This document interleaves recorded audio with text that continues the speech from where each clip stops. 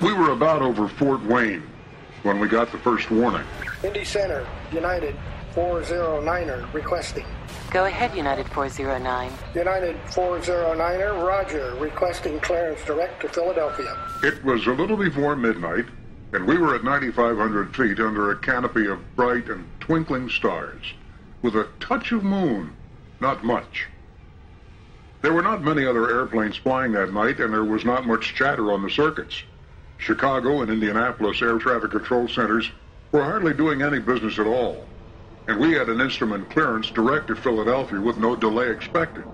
United 409, you were cleared direct to the Woodstown VOR, then Philadelphia. Then we heard a 707 call into center and ask what was going on. Something had flashed across their bow at flight level 270, heading south. Indianapolis Center, Eastern 1022. Be advised, unidentified traffic just passed in front of us, and it was pretty close. What was that? It was too close for comfort, Center. Copy Eastern 1022. I'm checking on it. Stand by.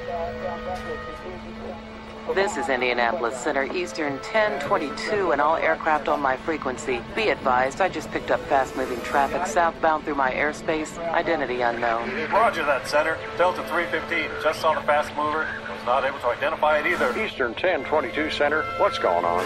It seemed to be coming our way towards Cincinnati, going supersonic. Stand by, guys. We're trying to identify the bogey, but so far we have no idea who or what it is. Be advised, we're contacting NORAD now. Far below, we could see lights on the ground. Ahead were stars, and all should have been restful and peaceful, except for that disquieting news. This is Indianapolis Center. All aircraft, listen up. NORAD has advised the Strategic Air Command of the unidentified intruder, and they are scrambling fighters to identify the bogey. Stand by for directions. Then, far off to our left and away above us, we saw a red light flashing and apparently going awfully fast. All aircraft maintain this frequency and monitor guard on frequency 121.5 for possible NORAD scatter emergency clearances. Over.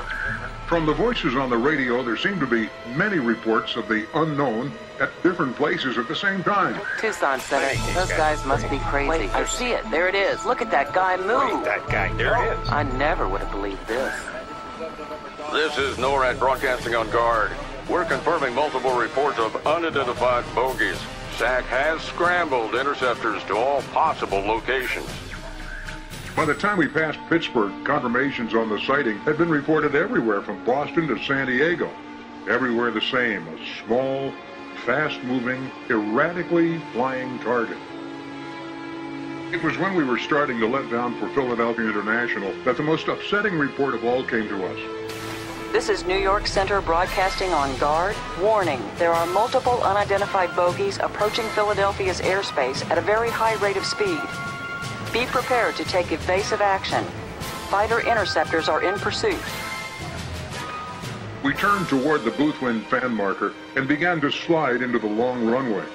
United 409, Philly approach. We have pop-up traffic at your 6 o'clock position headed your way and gaining rapidly. United 409er copies.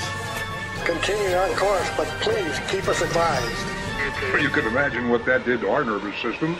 We continued our approach, dropped the gear, gave her half flaps, and turned on the landing lights. United 409, contact tower on 118.5. Good luck. Contacting control tower on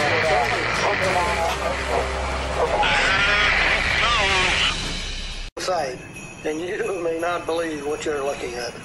A red-colored sled towed by 9 creatures that looked like deer, one of which had a red nose like a rotating beacon. The pilot sat high in his seat so we could clearly see his red coat and wide black belt and a long white beard whipping in the wind. Someone noted the time, It was 1 o'clock in the morning, December 25th.